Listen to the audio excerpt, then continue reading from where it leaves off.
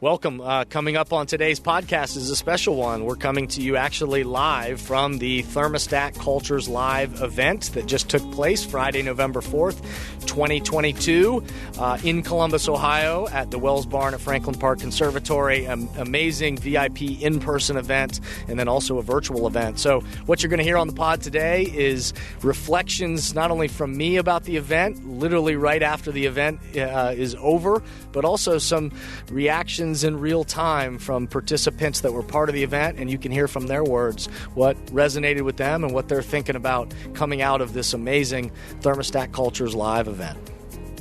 Welcome back to the Thermostat with Jason Barger.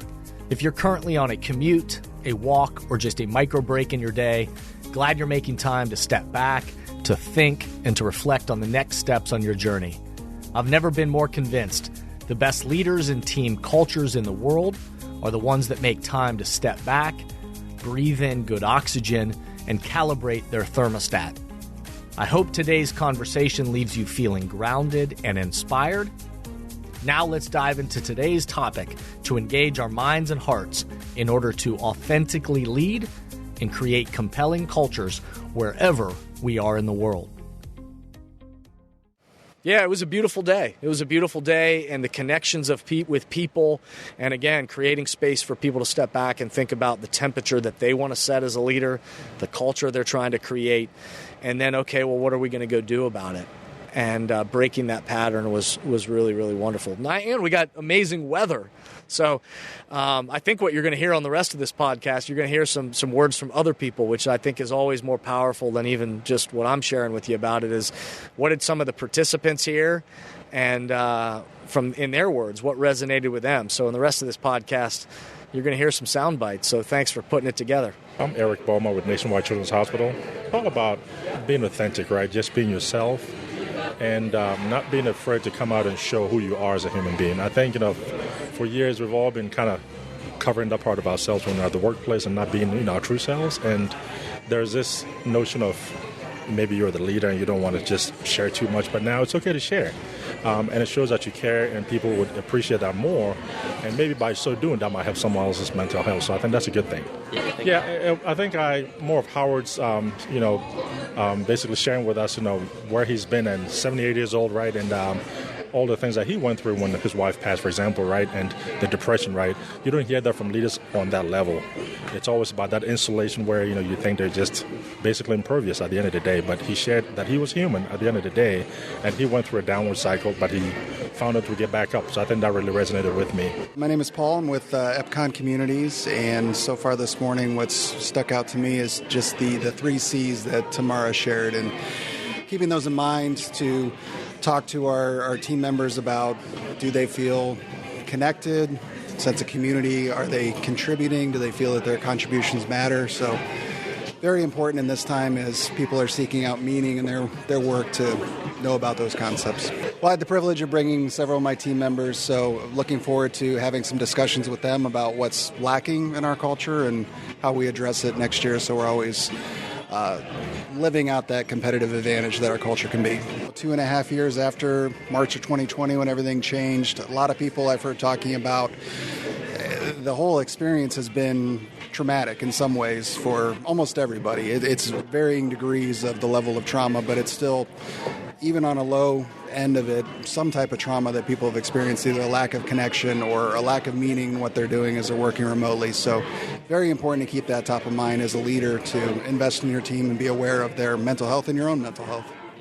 Hey, I'm Denise Gilliam, Director of Inclusion and Outreach at Elford Construction. So I was actually at the event last year virtually and got a lot out of it. So I sort of knew what to expect.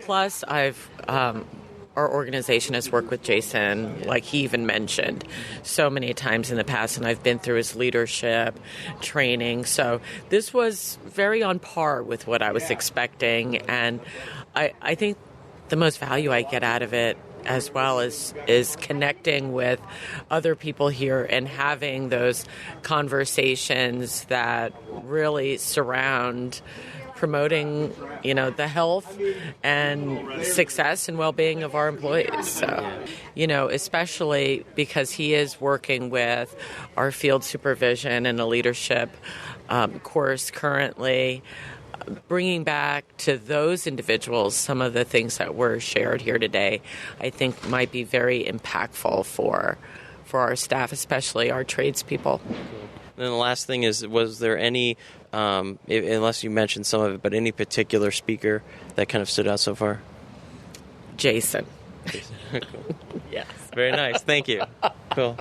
So attending this event for me always is a great way for me to just break away, because it does allow me to breathe oxygen in a way that I don't really think about it. To be able to talk about the intersection between culture, DE&I, mental health, they all connect. So it really is amplified by the fact, for me in sports, I get a chance to see it from a totally different perspective and really take some of these learnings back to apply it back to the work that we do in Cleveland. Being able to speak at this event always energizes me, because there's a perception of sports that we all kind of have it all nice and tidy and neat in a little box, and they see our great athletes and it's like, oh, everything's fine. But this really provides energy and does get me excited, because we can share the other side of our business, and the things that we're challenged by, the problems and opportunities are the exact same thing that everybody else is. So I don't get that opportunity within my own world, because we're isolated. So this is great for us. What I always appreciate about the audience here is that they do ask questions from a genuine sense of authentic curiosity. I don't think it's window dressing. I don't think that people are just kind of pandering. I think that people are genuinely interested. And what we have from a sports standpoint is that people are interested in, okay, well, how does professional sports deal with some of these real issues? So I really take it as an honor to be able to share what we do, because it does connect the dots to kind of corporate American community. Yeah. And you looking forward to this season here? You think you're? Oh man, I think we're in pretty good shape this year, as long as everybody can be healthy.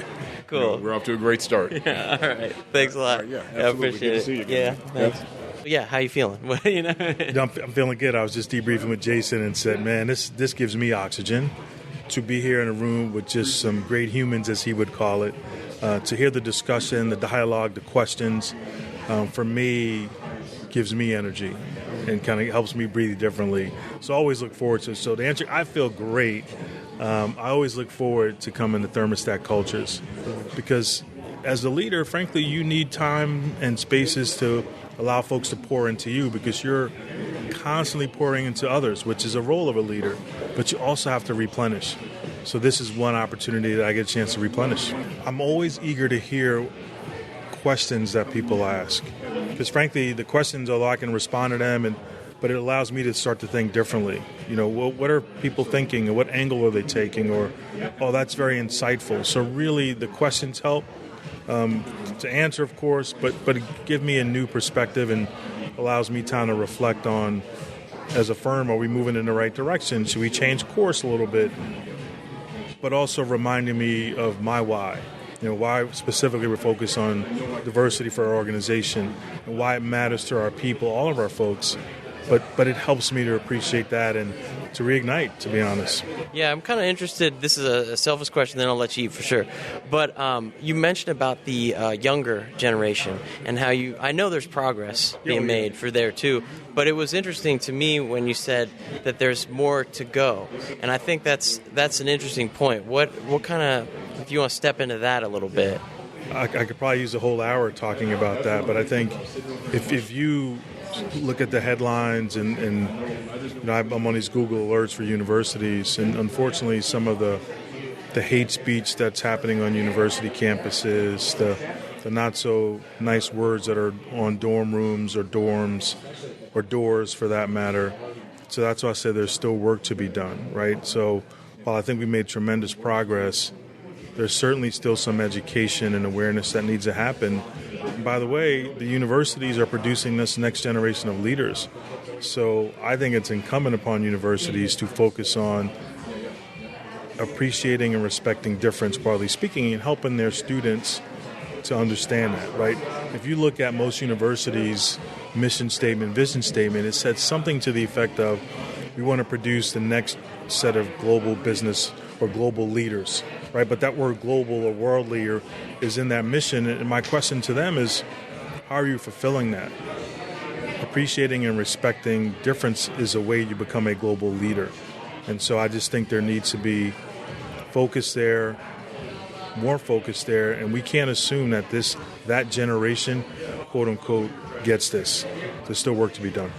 Yeah, no, hey, my pleasure. I'll give you this quote. Like, this is something I love. It's, change is inevitable, but growth is optional. Right? So the question is, what are you doing to grow with the changes that are happening all the time? Yeah. Thanks. Thank you. Yeah, good. That was awesome. Is that good? All right, yeah. perfect. Well, no, Bethany she loves Howard. I think one of the quotes that kind of stuck with me from today, and I'm probably going to mess it up, but what we honor is what we cultivate, I think is such a nice, just like short sentence, but means so much. So like, I just keep thinking about that. And yeah, it is just kind of nice to have a day where you just can just take a minute and take a breath and think about where you're going over the next year. And yeah, and I always have to remind myself not to be overwhelmed because there are big changes that you can do, but it's just making the small ones. And I think another quote was like, these little like micro actions can have a big ripple effect. So just thinking about that too.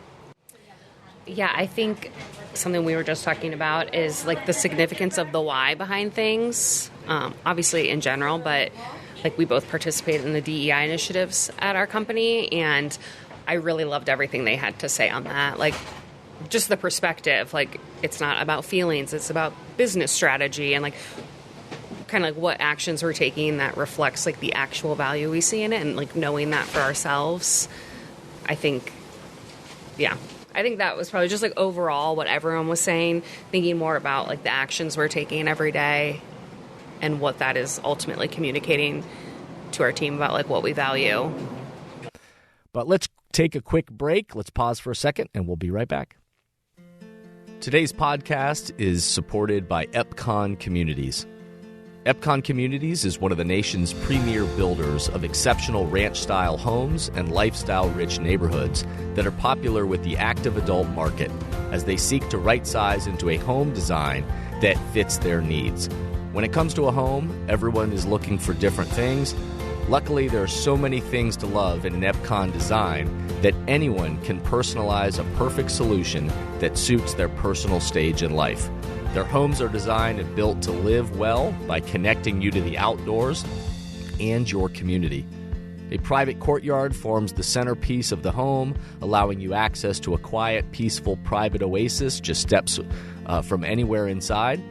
And with open floor plans, luxurious kitchens and baths, and versatile room arrangements, the only limit to making their homes something that is truly yours is your imagination. Visit EpconCommunities.com today to see the many remarkable neighborhoods under development right now across the country by Epcon and its local franchises.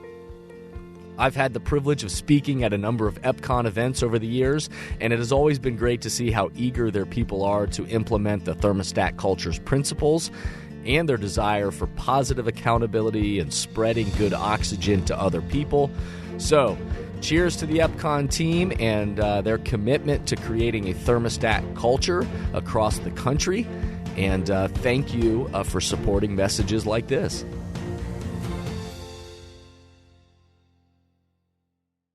It's amazing to step back and kind of let some stuff sink in. And so, what are you all thinking about? Just continue with your train of thought. Oh goodness, put me on the spot. So we were talking about culture and the things that we're doing at our firm, and initiatives and things that we can be proud about of setting something that's authentic to who we are as a company, and then we're seeing that resonate with our employees and having good momentum and progression on things from our culture committee, things and people wanting to talk about DE&I, and so we're making, progress forward in parameters that are being embraced by the people we work with. Yeah, excellent. If you want to say your company too, you can do that. Whatever. Oh yeah, sure. So. We're with Burgess and Nyepel. So, but in addition to what Michelle was saying about the culture, I think we've been talking about what changes we've observed in the workforce in terms of desires to work, attitudes to work, and certainly we talked a lot about that this morning in the context of how important purpose has become. But also, too, just the changing norms of what's it look like to work, quote-unquote, hard. In our generation or at a certain point, people equate hard work to 40 or 50 hours a week, but hard work isn't necessarily related to an hourly thing. But so it's changing attitudes in the workplace and being accommodating of people with different expectations, different norms as the world has changed around us, just to make sure we're kind of evolving too. I think we saw it certainly during the pandemic when you had people who were used to being together to suddenly being very much apart, and there wasn't a clear understanding of what the future would look like. And so we felt good about a lot of the things we did, that even though people were alone, they were at least alone together. We had a lot of mechanisms in place with integration partners and, buddy system or whatever you want to call it, that even though for some period of time folks were working alone, there was still a sense of community that tied them back to the firm. And we're one of the firms, too, that has brought, we brought our employees back very quickly and have very much a hybrid schedule, and the expectation is, and we feel that our employees want to be together. I mean, the nature of our work is very much working together, and with certain days a week where you can go home and work, independently, but coming together, there's still this. We're very social creatures as humans, and I don't think that's gone away, and largely people want to be together. There's certainly good proof of that, too, and about how much appreciative we are just to be here today, and it's always good to hear what other companies, other organizations are doing and hearing with respect to the issues such as mental health and DEI as we kind of chart our path forward, too. I'll just say from the NetJets team, the discussion about mental health was very, very enlightening, and it really caused us to sit back and take a look at what can we be doing within our organization, not just owner services or the flight center, but the entire organization, about what we can be doing better, especially around the scheduling and the mental health issues, identifying, recognizing what could we be doing behind the scenes to make that and resolve some of that earlier before it gets into the negative aspect. The interesting part about the diversity inclusion segment is it was just like this week that one of the managers was commenting on 4 out of the 5 GMs are women now. And I was like, I didn't think of that. But I have thought about how the 4 out of 5 that we have are some of the best we've had in a long time. And they make work easy. But, it's the equity part's important. And I think it's not about the diversity buckets. It's making sure people have the option to find the right person for it and bring different perspectives in, because otherwise you're just standing around in a circle and going nowhere, progressing nowhere. It's a lot of the same. So having the space for new ideas, new personalities, new perspectives is the only way you can really evolve as a company or a person. You can't have empathy for what you don't have proximity to? I'm more on the organizational empathy. I think it's something I've never really thought about that way.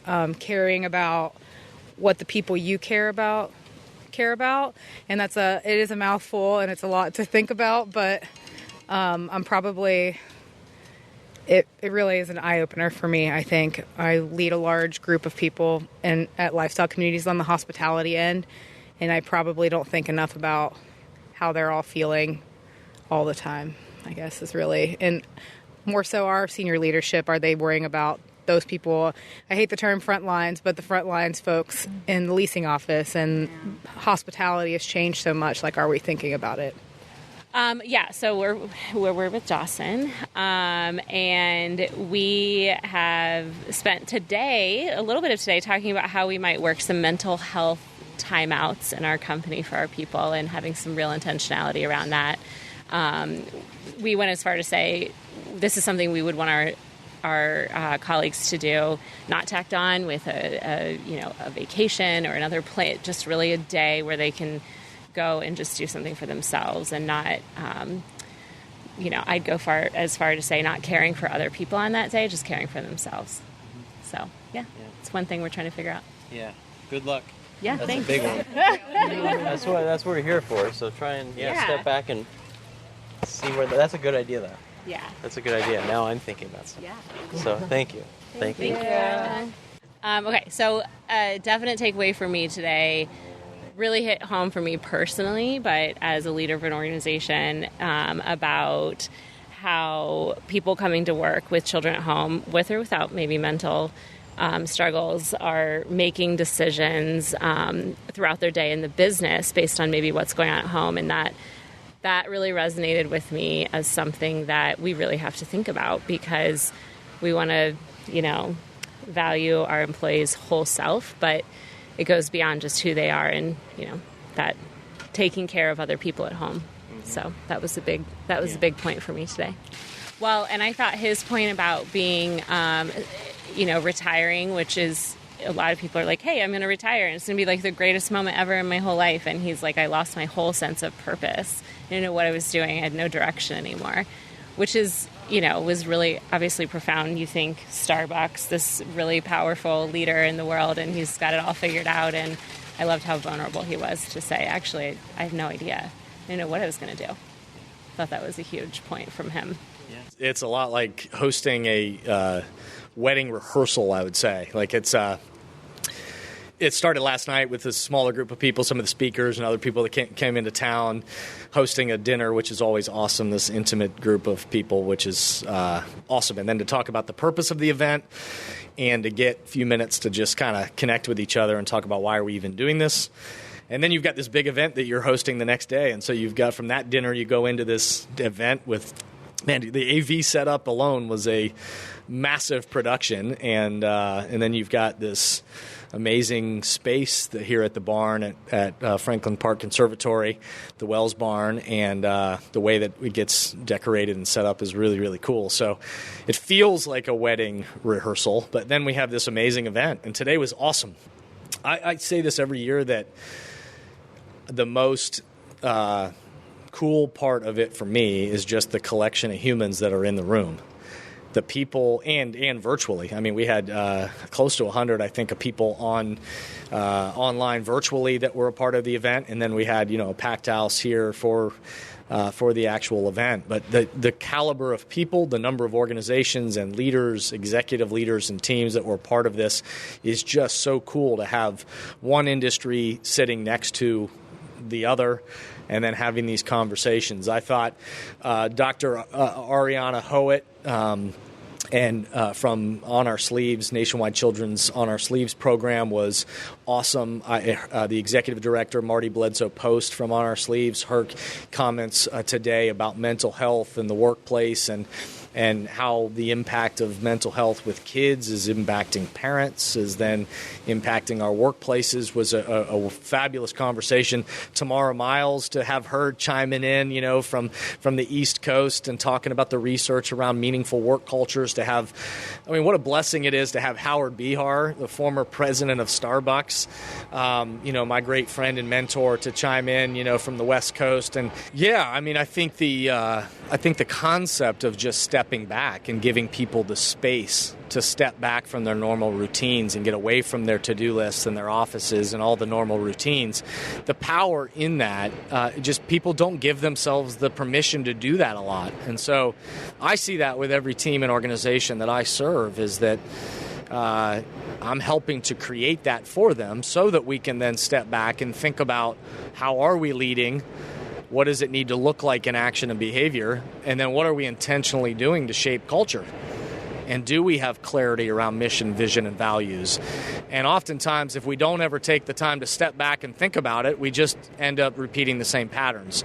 So nothing ever changes. Or at least nothing ever changes intentionally the way that we want it to. So this was a powerful day for it. Again, to have the people that joined us was amazing. I was saying that, to have Howard Behar, the former president of Starbucks, great friend and mentor, to be chiming in is just amazing. Tamara Miles, the researcher, talking about meaningful work cultures. Dr. Ariana Howitt and Marty Bledsoe Post, the executive director from On Our Sleeves, the Nationwide Children's program. powerful conversations to have Kevin Clayton from the Cleveland Cavs and Ken Boyer from EY talking about DE&I and continuing that conversation. A promise that I've made that it's not going to be an add-on thing, that it's just a part of the conversation around us as leaders and culture. That I thought that was powerful, that mental health or DE&I or some of these topics we were talking about, they're not just add-on things or extras. They are a part of how we show up as leaders and the mindsets that we have. And so the cultures we create come from that intentionality of stepping back and then design and action that follows. I had a note that was like, when today there were some things that stood out that were surprising in some ways, like with Ken Boyer and with those conversations. I talked to them about, I guess the surprise was where we need to go, how much we need to move forward. I did something on, and then I have another side after this, but did anything of that surprise you, thinking that maybe we've made a lot of progress, but then there's so much? And what does that mean for you as a motivator and leader too? Yeah, I don't know if it surprised me in the sense, like I talked to Ken Boyer, who's at EY, as their inclusiveness recruiting leader across North and South America, and Kevin Clayton again for about DE&I stuff at the Cleveland Cavs. I talked to them a good amount about all this stuff. So we've had many of these conversations. I wouldn't say anything surprised me, other than it all resonated with me, is that certainly there's been progress. The fact that we're talking about some of these issues, the fact that we are naming them as a part of leadership and culture is certainly progress, and many companies and organizations have put actions into place that progress is being made.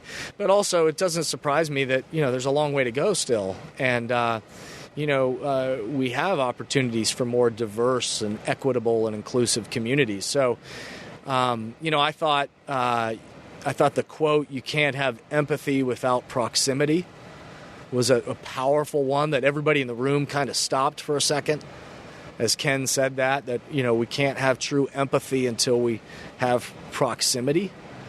That I thought was powerful. It's some really positive impacts with a lot of organizations that were even talking to me on a side that was like having a mental health day and talking to their people. Was that in a way by design or thinking, or are you just happy that these outcomes happen? It's by design for sure. I mean, I can't control everything that happens or whatever, everything that people say or what the reactions are. But no, the day was designed. Every year when I get ready to plan this event, I'm thinking about what are some of the themes that leaders and cultures are wrestling with right now. And so mental health has certainly been a huge thing. And with the Surgeon General just recently declaring across the U.S. that workplace health is on their radar and an initiative that a crisis is occurring with that is alarming. And it's a topic that we as leaders and cultures need to be thinking about. And so very much by design, that's why I invited the On Our Sleeves folks to help us enter the conversation, and why I brought Tamara in to give us some of the research around, meaningful work cultures and the connection there of what role meaning and mental health play. It's why I had Howard share about his observations at Starbucks for many, many years and his own personal experience. So all of that was very intentional, but the magic of all this is you never know what others are going to say and what the response is going to be. And again, the vibe and the spirit in the room today was just fantastic. Well, thank you, Jason. It was a fantastic event. It was exceptional, and I appreciate it a lot. So everyone in there did too, so thank you. Oh, buddy, it's my pleasure. Thank you. I hope you enjoy the reflections from everybody else. Thank you for listening to today's podcast, and I hope the messages and questions stimulate positive change along your path. As always, if these messages resonate with you and add value to your life, I hope you'll help amplify them throughout the world. Please rate, comment, and share on whatever podcast or social media platform you're using. And share this podcast with the people in your life or work who should be part of these conversations. That way, this spirit does, in fact, spread. If these messages or developing leaders and culture would be helpful to you and your organization, please contact us at jasonvbarger.com, jasonvbarger.com. And remember, we are all ambassadors for the culture we want to create in our life and work. We have to own the vision we want to be a part of. The future of leadership is you, is me, is us. Be a thermostat.